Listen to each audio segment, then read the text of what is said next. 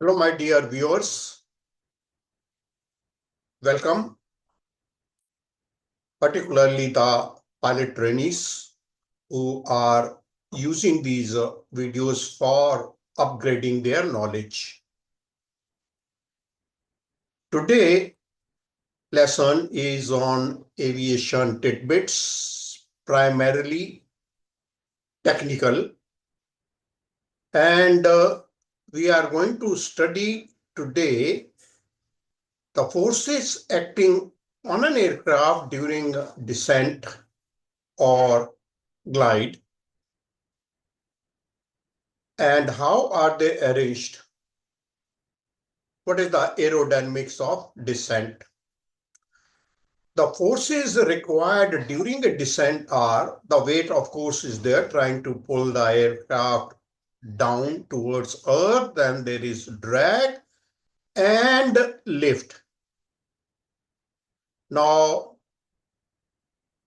you can see that the thrust does not figure in the forces required. Okay.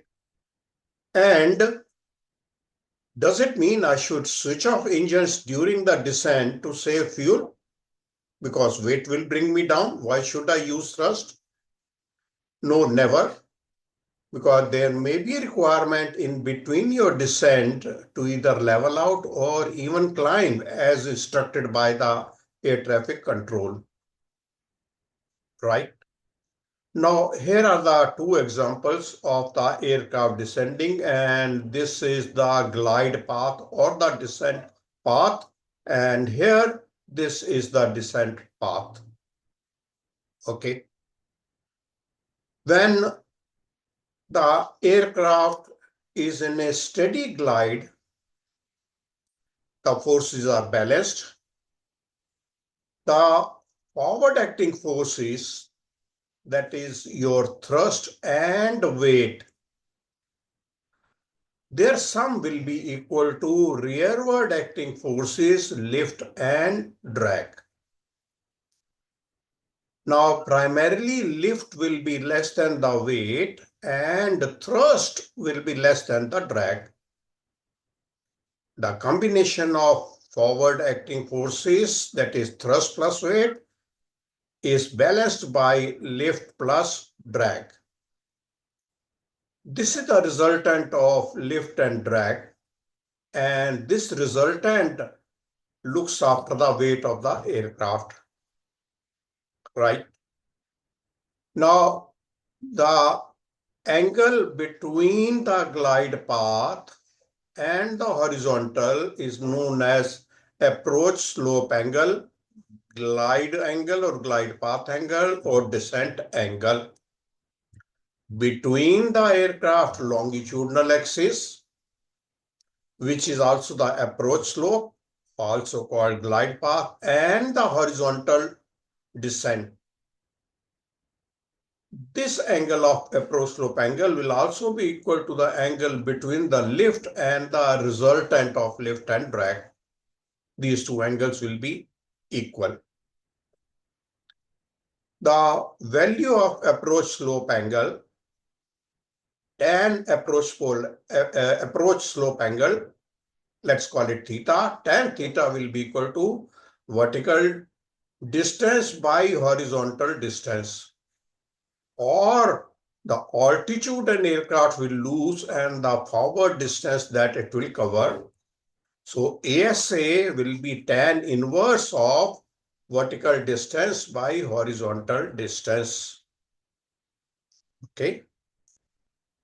And there is a term known as the descent gradient, which is vertical distance by horizontal distance into 100, and this is expressed as percentage, which means if your descent gradient is 10, means you will lose 10 feet of vertical distance in every 100 feet of horizontal distance traveled.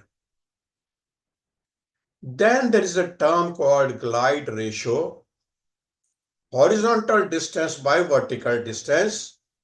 It's the ratio of the forward distance traveled by an aircraft to the height lost during the glide.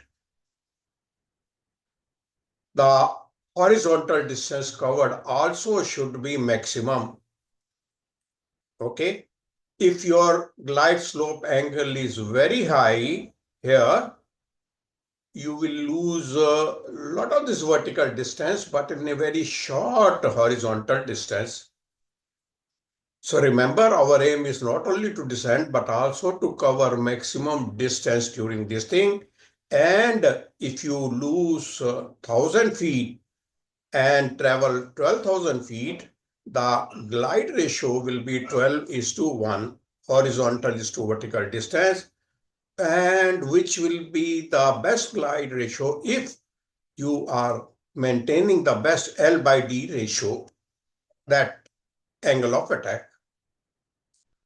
Now, let me remind you, every line or every word that you have read here is one of the questions in your examinations. Now, if the approach slope angle is more, remember height lost will be more, but the horizontal distance covered will be less. So these are the fundamentals of aerodynamics during a climb, during a descent, I beg your pardon. And I'll be soon coming up with the similar lesson on climb. So till that time, like, subscribe, and share Booty Aviation Training, and stay with me for many such aviation tidbits, which are basically technical questions answered in a short, sweet method. Thank you. SK Booty here. Bye bye. Only till we meet next. Good luck. Happy landings.